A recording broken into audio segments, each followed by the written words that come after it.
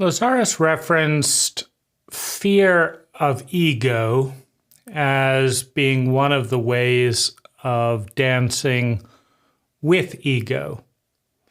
And both of those were said in a derogatory way to kind of suggest that, come on, get off it, stop dancing with ego. If you really want to have a better life, then, then stop dancing with ego.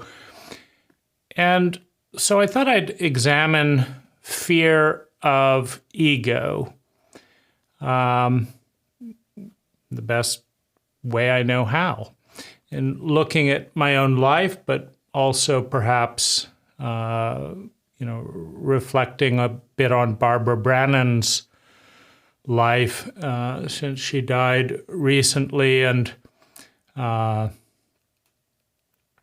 began some self-harm and self-destructive behaviors before her death, and felt a tremendous amount of shame,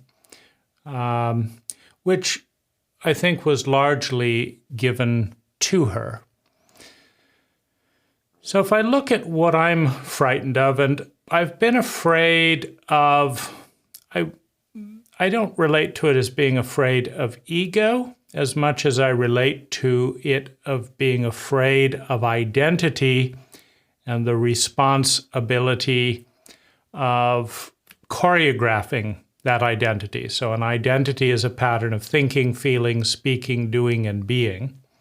It's an ecology that produces a probability field. Every identity in a given environment produces a probability field, a possibility field, a probability field, and an actual field.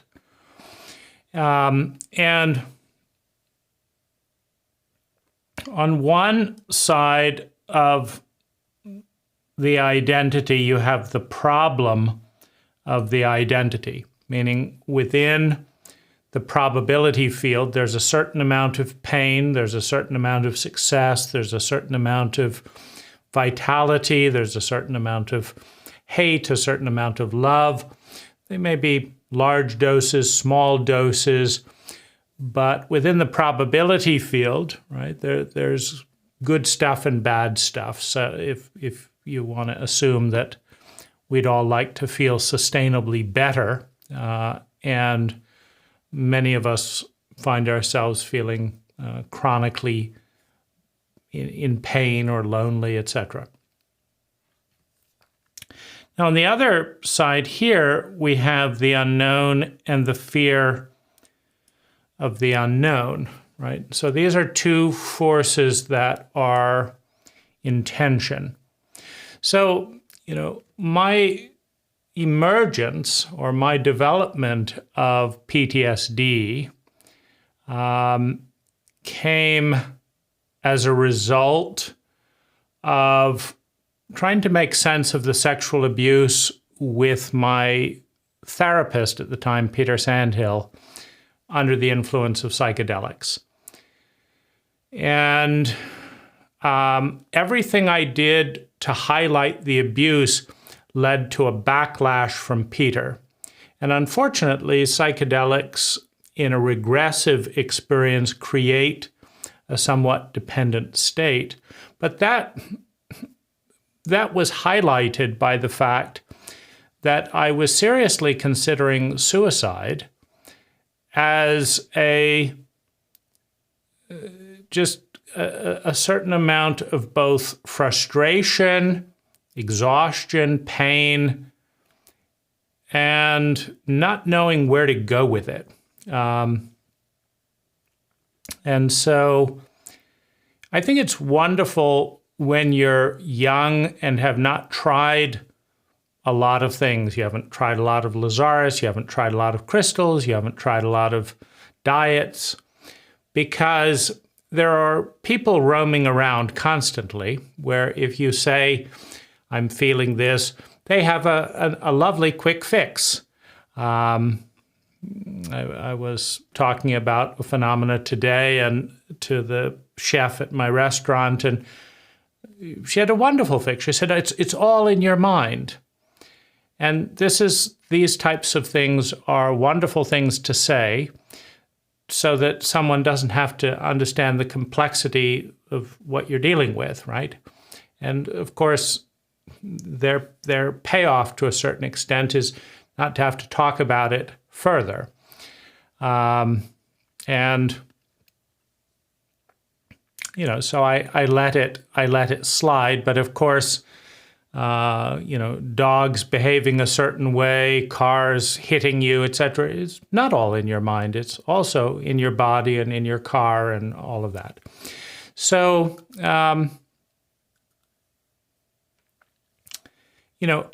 having worked, I would say, unsuccessfully with Lazaris,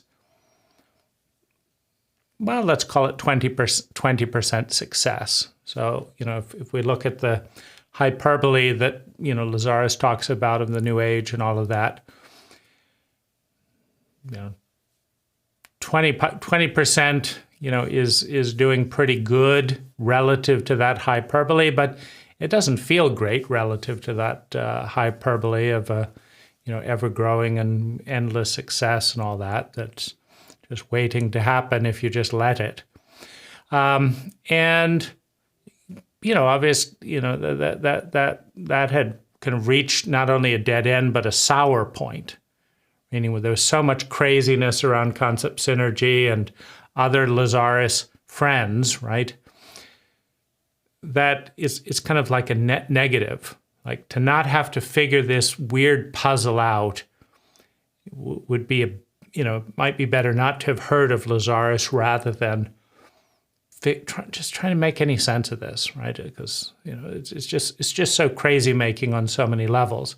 It's always irritating when your spiritual, metaphysical friends are less responsible, more irritating, more confused than the average person, and that's a common event, unfortunately. So, so that had hit a dead end, and all of the promises at the back table that buy this crystal and your whole neighborhood is going to be glowing, right? Well, the neighborhood wasn't glowing. It had several bullies, several sociopaths, lots of strangers, and, certainly wasn't glowing. But, after 2 tons, literally 2 metric tons of crystal, well, no glowing neighborhood, right? So the idea of, like, if we just had 3 tons, 6,000 pounds of crystal rather than 4,000 pounds, that's going to do, these things wear off after a bit. The Lazaris techniques work. They just don't work very well for Jack and Penny, and they don't work very well for concept synergy, and they don't work very well for my girlfriend. They don't work very well for me, but they work. They just don't work very well for anyone that I know. And so doing another of those 7, it's, and then, it'd be great, having been raised vegetarian with all organic food and blah, blah, blah. It would be great to say that I felt, highly vital and filled with energy, but no, and it would be great to say that Waldorf school was but no, it didn't, right? And so, and it'd be wonderful to say that therapy was working well, except a third of the time I left the therapist's office, any particular one, it didn't matter. A third of the time I felt worse.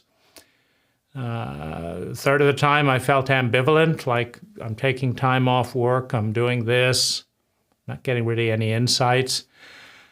It'd be great to say that writing a book, right? Writing a book was going to do it, or achieving goals. But, I've achieved thousands of goals. I've written 10 books, right? So at that point, and now 20. And so writing a book isn't going to do it. Write another crystal, another Lazaris workshop, another meditation of the thousands of meditations, I'm not going to do it. And this is depressing, right? Because the people are still there with promising the quick fixes and this and that, the other, but it becomes more and more lonely to say, well, I've done this, I've done this, I've done this. I've done all these things that many, many, many people I know have not done, and I feel worse, right? I feel tired. I feel sad, right? And it's also the sense in falling in love, right? You know, it's, well, this one didn't quite work, but the next one will, and that one didn't, right, and the next one will. But, you know, after my therapist told me that the lovers that I was bringing to her were some of the more intelligent, you know, healthy people in our culture, they just happened to be, you know, unconscious, mildly schizophrenic, punishing me for being kind. I remember one woman, you know, was, she would give me lots of sex, praise, smile, laughter, and time as long as I criticized her. If I praised her or was kind, she would withhold all of that. And, you know, and then when I tried to ask her to pivot that around and reward me for being kind rather than reward me for being cruel and sarcastic, she got furious and went from submissive to hostile in this one instance because I was actually wanting to be kind. Well, I mean, and these are some of the better, you know, people the culture has to bring. And, you know, I've found, and I'm sure it's the same with men, but I've found, you know, women have various games, you know, if only I had known. Oh, you mean you didn't ask, but you wanted me to volunteer that. Okay, I'll volunteer that to the next woman, but they don't want to know. So you say you didn't ask, but if only I'd told you, it would work. But then you also say you don't want to know, right? How about writing all this stuff? Well, you don't want to read the book, right? So what you really want is to keep having unconscious relationships and then be able to say, oh, if only I'd known, but you don't actually want to know. So what do I do with that? I mean, it's just, these things are all very tiring. And after a while, right, it becomes, I can see the statistics, right? There's a 80% statistic here, there's a 70% statistic there, there's a 40% statistic there, and these are not good statistics, right? And then it's a numbers game, right? You have to reach out with 200 emails to find one person that's capable of doing this, this, and this, but then, oh, they don't have their life together or this, that, you know, and it's just depressing, painful, lonely. And so, you know, I was clear that I was in more pain than well-being. I was clear I didn't know what to do about it. I was clear that I had done more of the stuff you're supposedly supposed to do about it, you know, achieve the money, the goals, the sex, the relationship, whatever it was, with and without Lazaris friends, you know, and things were getting harder, a little bit more brittle, right? There's more defenses there because there's more scars building up. So I'm becoming more irritable, I'm becoming more critical, I'm becoming more impatient because I'm increasing the amount of pain that I am in with all these techniques that work and all this therapy that you should do and all that. And I don't want to do another 40 years of that, right? So I'm afraid by that point, I'm afraid of continuing in that identity. The I, right, the ego, the pattern of thinking, feeling, speaking, doing, and being that leads to all that, right, that identity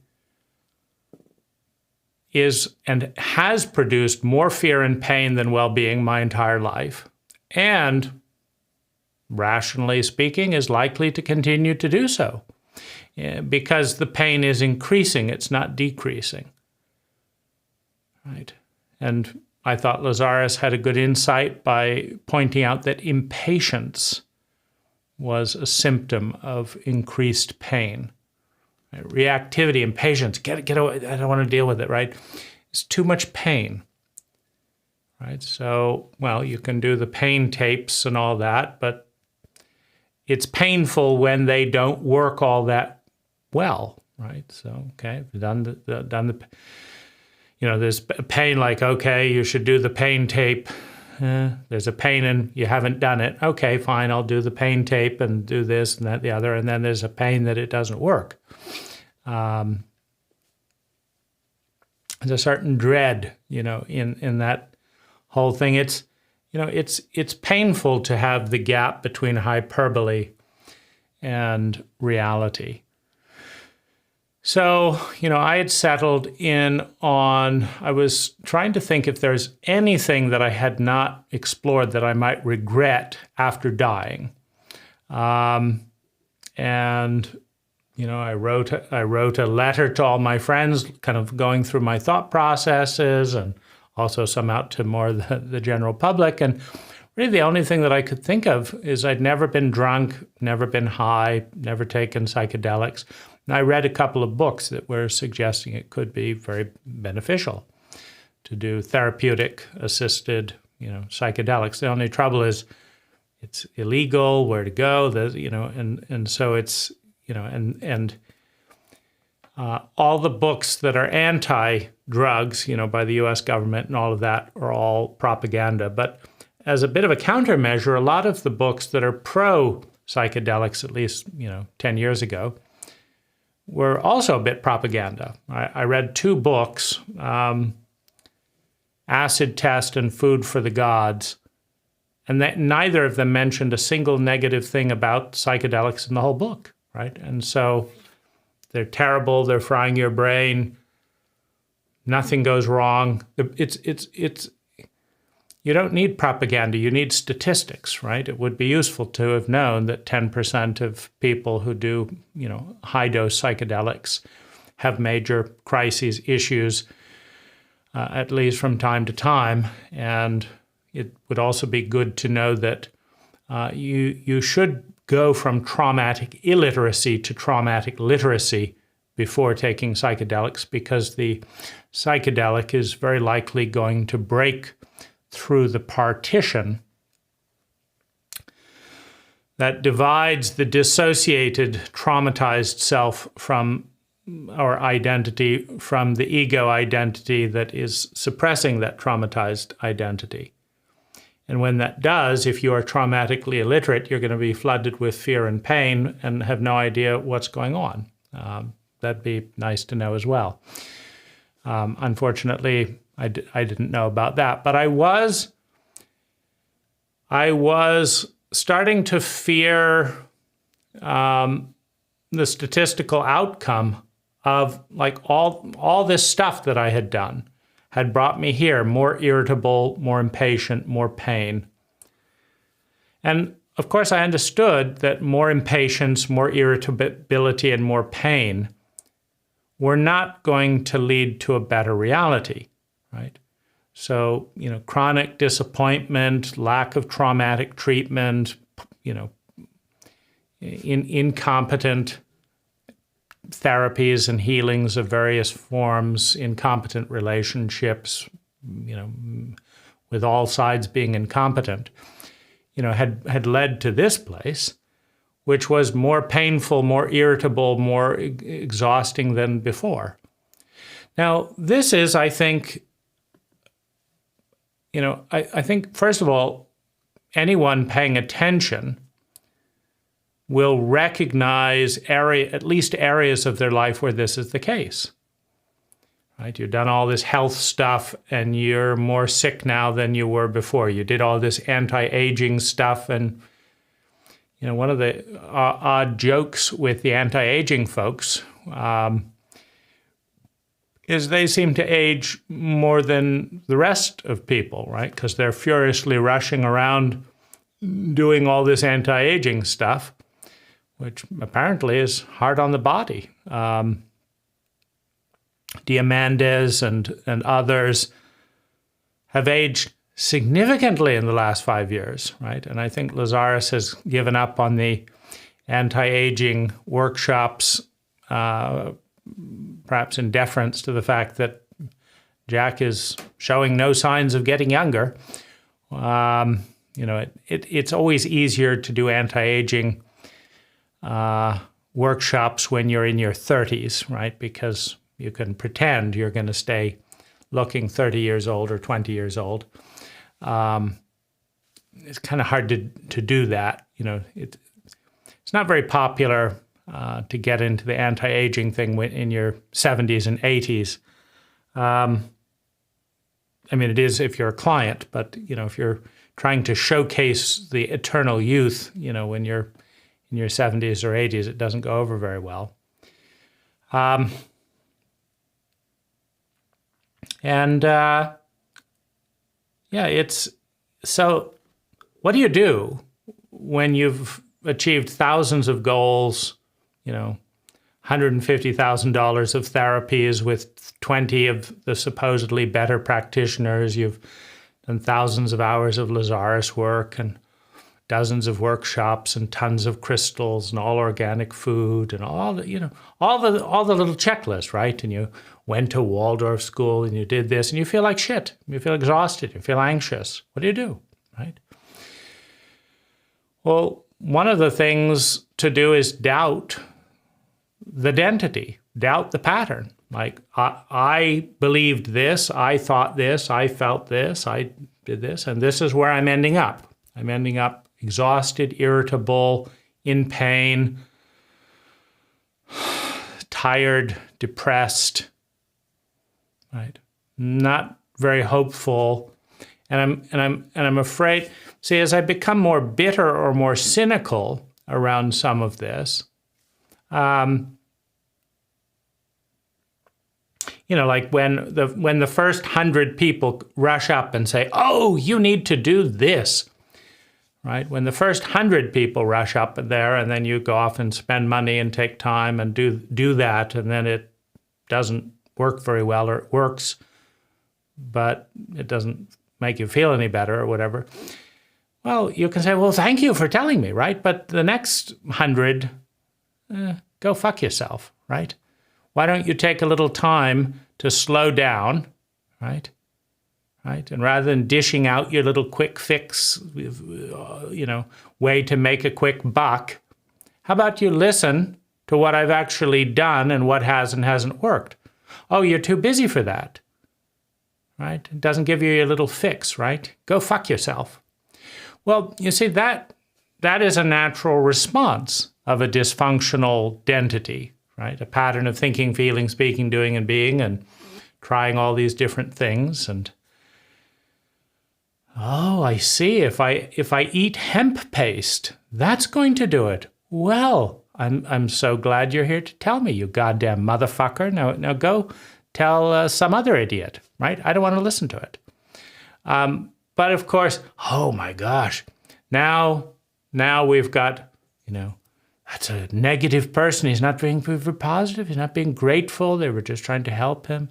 Great gratitude is a generating energy. So now there's all the metaphysical critic bullshit, coming in about that. So, right? I understand that, right? I understand that it's less attractive to go into cynicism, right? I didn't used to curse, right? It takes a therapist fucking with you, literally, under the influence of psychedelics, and then doing a big cover-up, and then their whole organization covering it up, and then realizing that, nobody gives a shit, and that this is actually fairly common, levels of incompetence and stupidity. It takes that and getting massive PTSD from therapy to, realize, well, maybe there's a use for cursing, bitterness, cynicism, rage, and stop being so fucking politically correct. But at the same time, the New Age crowd is not interested in this, right? So it's harder, right? And, and it's a tricky thing. It's like, do I want to hang out with another cynic who also doesn't know what the fuck's going on? Is that fun? Like, what the fuck to do with this type of dynamic. I recognize it's going to be harder to attract love, to attract clients, to attract this with that energy than it is with enthusiasm or, oh, let's try that because I didn't know that it wouldn't work out. So I'm afraid of the old pattern because it's taking me downhill, not uphill. And then I'm afraid of the hostile, impatient, irritable, critical response because I know it's not politically correct. I know it's not spiritual, so to speak. But that just leads to, okay, I understand why I'm feeling this way. I understand why I'm thinking this way. I understand what's going on in my body. And being judged for being negative doesn't help at all. It feels shitty, right? So go fuck yourself again. Go fuck yourself with your judgments and all of that, right? Okay, right? Right? How many people want to stick around if they can't hold on to their judgments and their little notions? Not many, right? Well, there's, a certain sadness in that. Well, that triggers the early childhood abandonment and attachment traumas, right? So I feel worse, right?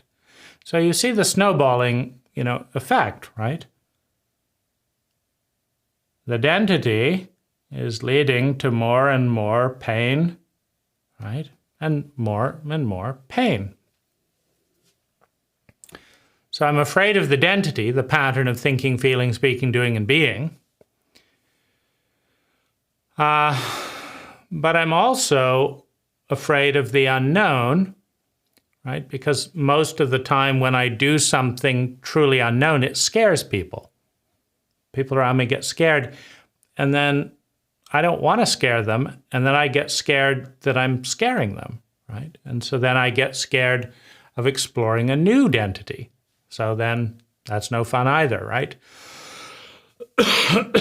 But, it also, when I began doing everything right in response to the sexual abuse at, my therapist, I got increasingly punished and had to deal with more and more people while I was in a regressed, traumatized state. They were regressing and becoming traumatized by me telling the truth about what they were doing. And I didn't know how to deal with that. So it felt like my healthiest impulses lead to PTSD and trauma for me and other people. And my unhealthy impulses lead me to be sexually abused. So what the fuck, right? Now, I also have to recognize that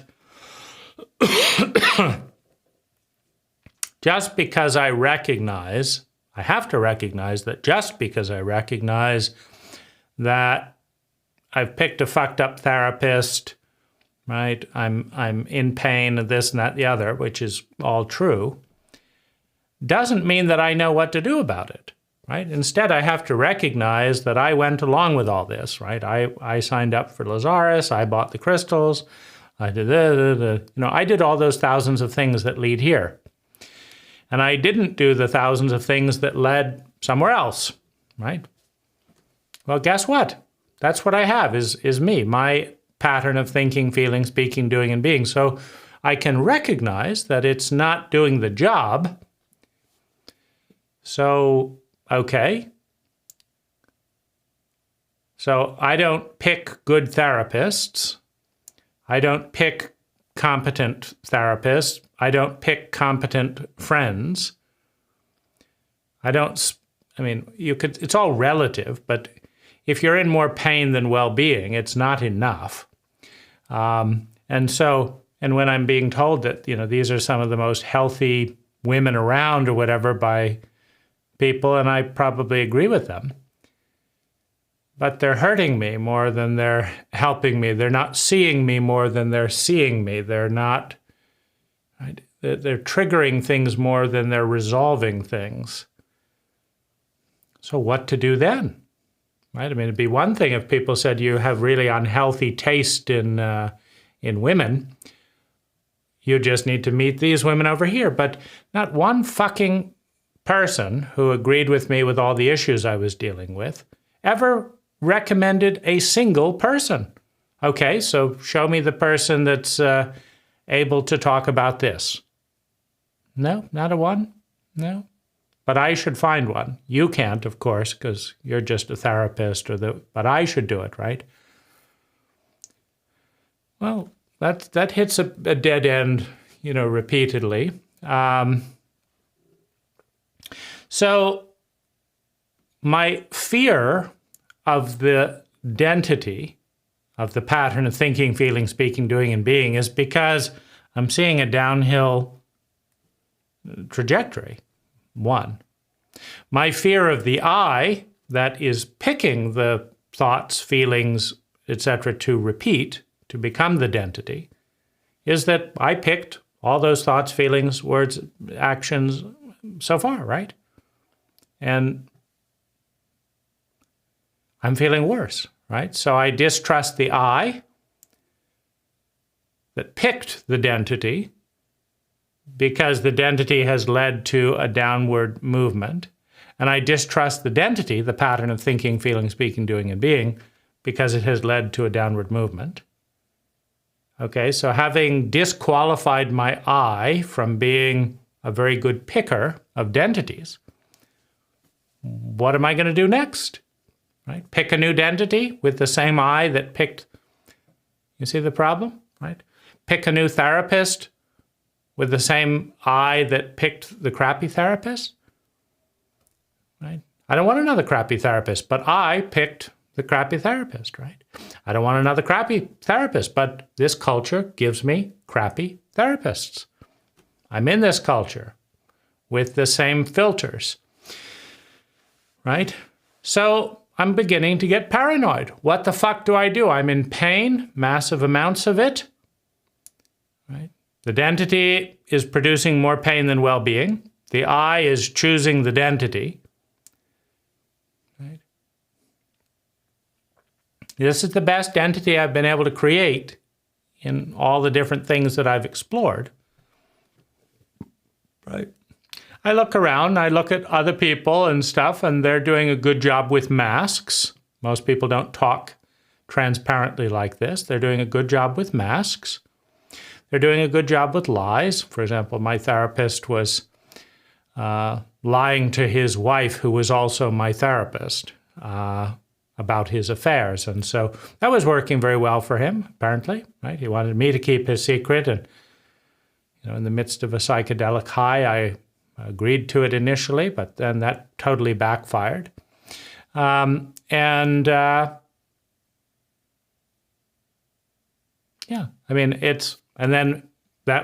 psychedelics was a kind of last-ditch effort to avoid suicide, right? I mean, I don't want to have more pain for the rest of my fucking life than well-being.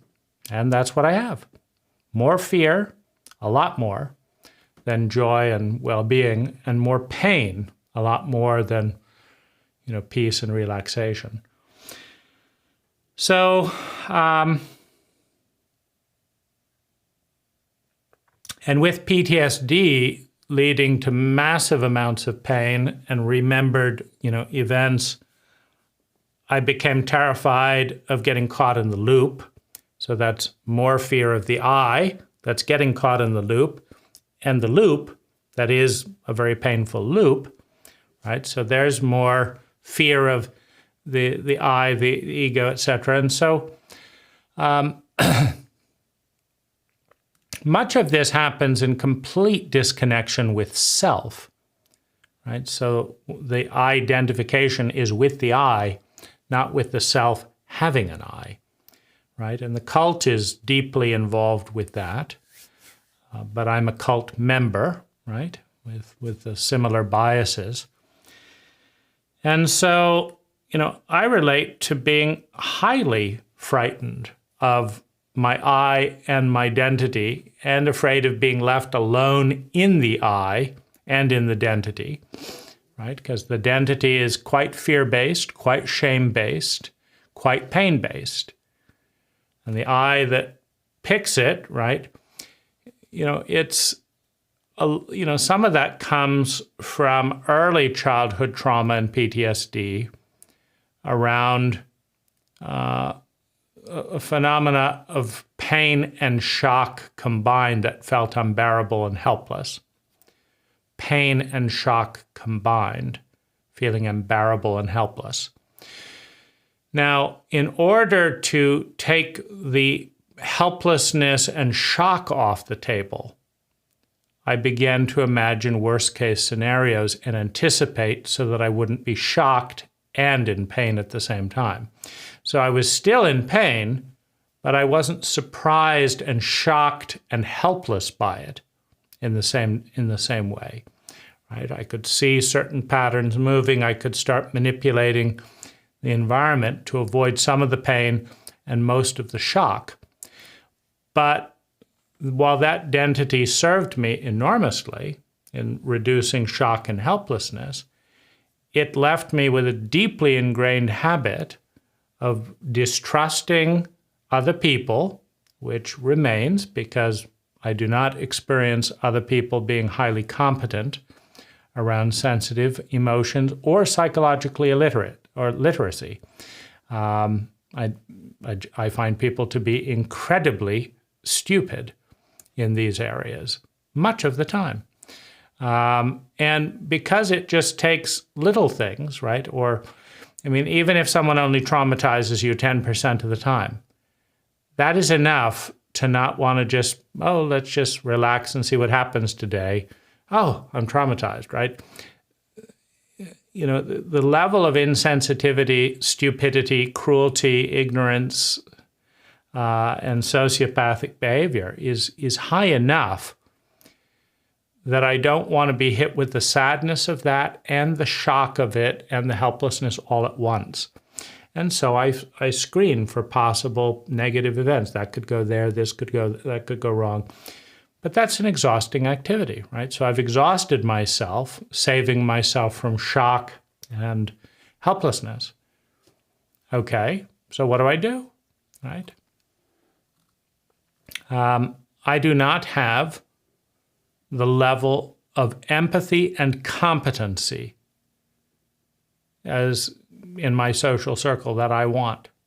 I have not been able to find it within the Lazaris community, and I have not been able to find it outside of the Lazaris community. It's very, very sad. It's very, very heavy. It's very, very lonely, right? To be left alone, having to guard and watch for different things, different betrayals.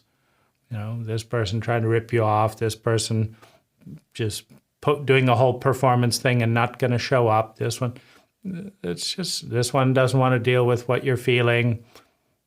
So if you're feeling bad, they never want to deal with that, right? And so they'll say how you're doing, but they won't ever respond if you share anything bad. So I feel frequently paranoid that I'm close to that well of grief, I'm close to that well of pain, I'm close to that well of fear of all that grief and pain. I don't know what to do if I go into it. I don't know where to get help to go through it. And so I am afraid of the I that chose all these patterns. I'm afraid of the culture that produced many of these patterns and that produces people with many of those patterns, because I have to relate to those people. I'm very, very sad. I'm very scared. I feel quite alone. And I have a low level of confidence that I can pick a different identity that will allow myself to predominate. I'm working on it.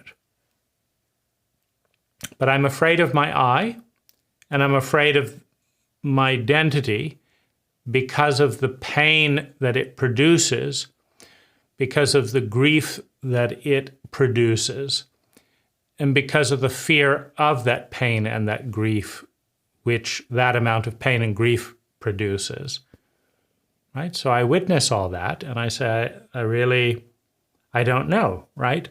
Because most of the time when I move strongly in a positive direction, there is backlash that is painful and sore enough that I'm not sure that doing that and creating that backlash was worth it, right? And so then I'm self-monitoring.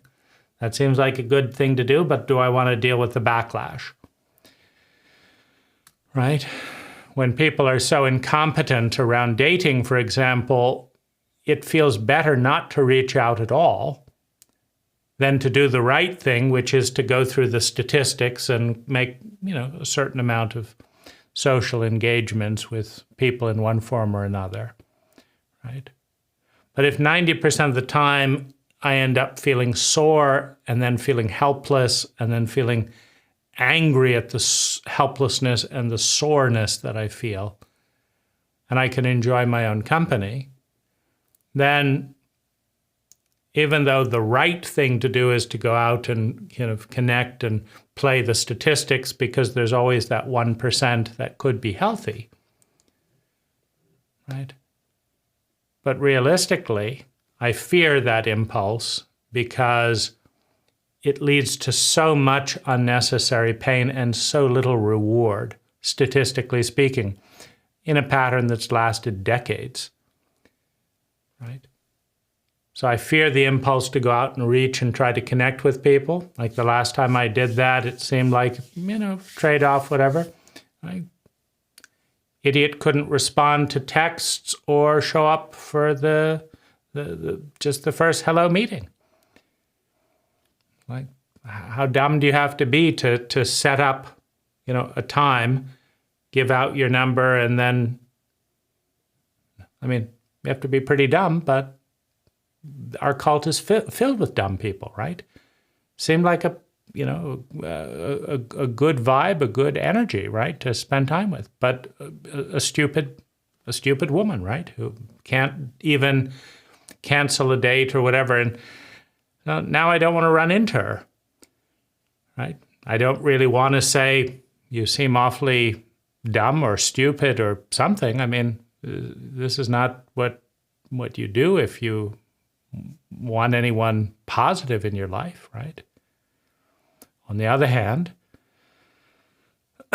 right, these statistics are so common, right, that I almost didn't ask for her number or if she'd like to go and meet at all, because they're so common, right? It's like, am I being stupid for even asking the question? Well, it turned out, yes. Right? Well, what's the solution? Avoid people for the rest of my life, right? Because our cult can't produce competence and even a vague amount, right? I'd love to say it was better in the Lazaris community. They may or may not show up for a date, but it's not easier, and it's more problematic in other areas. So do you want a partner that every time you talk about something, go listen to this tape, or do you want a partner capable of listening to you and actually being with the experience? Well, then you have to weigh if you want to know a Lazaris friend. So I am afraid of my identity. I'm afraid of the world. I'm afraid of my I. I'm afraid of being separate from self. I feel separate from self. I'm afraid a lot. And so Lazaris would call this dancing with ego. The way I frame it is that when you're very small and giants abuse you, and you fight back, and they abuse you some more for fighting back, and you talk back, and they abuse you more for talking back, the warrior, the defender dies. And the I, the ego, says, don't try to stick up for yourself. That's the bad part of us. Go along with the abuser and then they won't hurt us as much. Well then, when that pattern gets set in pre-language and in language, then when you try to stick up for yourself, you feel like you're going to die. Okay, that's how I feel. When I start to stick up for myself, I feel like I'm going to die. Well, my mind says, you're not going to die, you're going to stick up for yourself. My body goes into a state as if it's going to die. Well, when my body goes into a state as if it's going to die, I can die because I'm driving or doing something and my body's in that state, right? So I'm going to die anyway, right? Even if sticking up for myself isn't going to kill me, I might get into a car wreck because my body believes I'm going to die because I stuck up for myself, so I'm going to die anyway, right? Oh, and you need to tell me that I don't need to feel that way physiologically?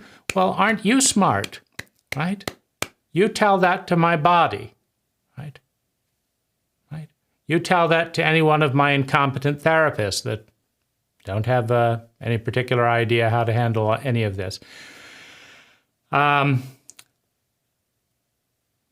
it's painful either way, right? It's fucking painful either way. And so I think it's a bit obnoxious for Lazaris to talk about this as dancing with ego, as if, right, what are my payoffs for this? Well, I mean, I'm sure you can look through that lens. You can see anything if you look through certain lenses. It's just not a very kind and not a very useful lens, right? And I think it'd be great if Lazaris was competent enough to talk about other lenses and, you know, just how difficult it is to deal with preverbal shame, right? We've done the tapes multiple times. It's still there, right? It means it's a little difficult. It's painful, right? I have low confidence, meaning I don't know if making this video is a good idea. It seems better than staying silent. That's the best I can come up with. I don't think it'll make me any friends. Might it help someone? Hopefully. Is it a good idea? It's hard to say, right? It's painful talking about these things. It's also painful living these things without sharing them. It's painful being in a cult that doesn't want to talk about them. It's painful being in a cult where the idea of, if you want to talk about it, is go pay some stranger hundreds of dollars an hour, right? And then everyone's having these little siloed conversations and nobody's actually talking to each other. This seems way more human, right? But is it, right? I haven't met the Lazaris person competent enough to respond to something like this with love.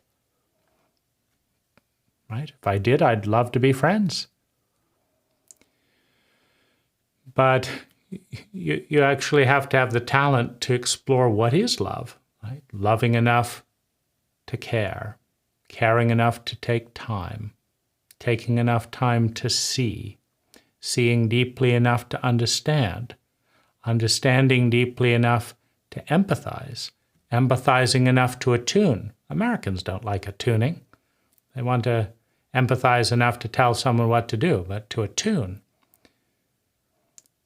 And then attuning enough to succeed at facilitating it, supporting the survival, security, love and belonging, the big void, love and belonging, the self-esteem, the development of talents and gifts. Nobody's interested in that. They're all interested in themselves, right? Right? This is the crisis, right? Interested in feedback, coaching, and being coached, right? It takes a good 4 hours a week minimum to do a good job of what I just talked about. Minimum. Right? And I don't know a single person who is willing to enter a relationship with a 4-hour commitment. But if it takes a 4-hour commitment minimum, and people want to do their little thing here and there, and it's bullshit, right? It's like saying it's 100 tons of steel to build a jet airplane. Well, here's a few tin cans here and there. I mean, it's nuts. People are showing up wanting to be friends with 1/10 of the competency, time, energy, and awareness needed to do so, and then blame the other person when it doesn't work out. It's going to fail without that competency and time. I cannot find people with the competency and the time. It's absolutely bizarre. So, do I trust my ego, my identity? Right? It's painful, right? There's a lot of pain that keeps coming my way. It's right. I get through it, but it's more pain and fear than well-being. And there's grief about that all built up over the years. And I do not trust myself to be competent at grieving because I haven't been, and I'm not, which is why I'm still holding a lot of grief.